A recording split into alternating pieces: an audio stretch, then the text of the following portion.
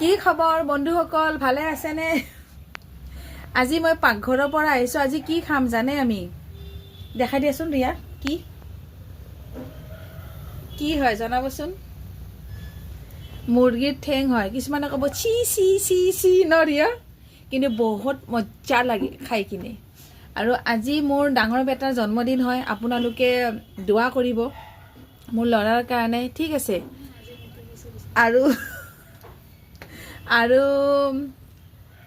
মোৰ ল'ৰাক দোৱা কৰিব, বুজি পাইছেনে? এইটোৰ বাৰ্থডে, এইটোৰ এই কি দেখাই আছা? এইটো জন্মদিন হয় আজি, বুজি পাইছে বন্ধুসকল? আপোনালোকে দোৱা কৰিব, দোৱা। ডাঙৰ হ'লে যাতে ভাল মানুহ হয়, বুজি পাইছে?